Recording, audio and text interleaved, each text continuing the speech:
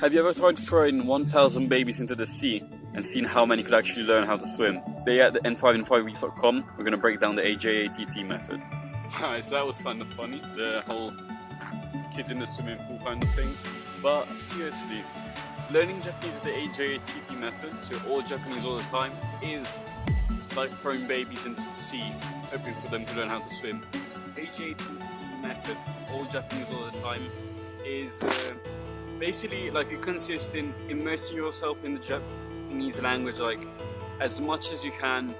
And if you don't live in Japan, the way you do this immersion is by just spending all of your time watching Japanese content, reading in Japanese. And yes, immersion works amazing. Like immersion works well. Like the most gains I made like learning Japanese was while I was living in Japan. I was immersed. But the only issue with this method, and once again, like it does work. Like, I mean, Kazumoto, the guy that came up with this, he speaks, like his Japanese is phenomenal, like props to him.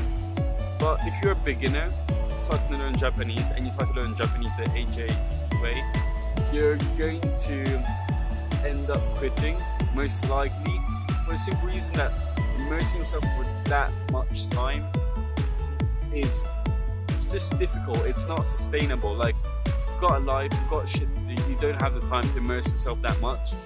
And focusing only on immersion and not really trying to study the language with, you know, that foreigner's point of view, just focusing on immersing yourself totally is not going to work unless you can commit several hours per day, every single day. And I mean, if you do shit in your life, that's just not feasible. So I mean, yeah, AJATT method, I would not recommend it. And if you have that amount of free time, really, where you can actually put it off, you might as well just go to Japan, really. But I disagree with the fact that the way native speakers of a language learn a language is the best way to learn it. I don't think that learning Japanese, how Japanese people learn it, is the best way. There's so many tools you can use as a foreigner to learn Japanese at very good speed. So my advice, especially if you're a beginner, focus on gaining core competence in vocabulary, core competence in grammar, pronunciation, and the way you do that is by using tools that are very efficient and designed for foreigners to learn Japanese very fast. I'll put some links down below, but if you go through my YouTube channel, you'll find videos about that. And once you become good, actually not good, once you become decent with grammar, once you become decent with vocabulary, once you become decent with pronunciation, and this, by the way, doesn't take that much time, just a couple of weeks.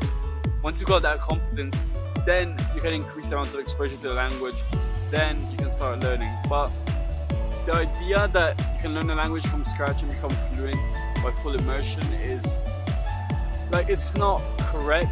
And if you do it this way, you're not going to get the results you're looking for, or if you get them, it's going to be extremely fucking hard.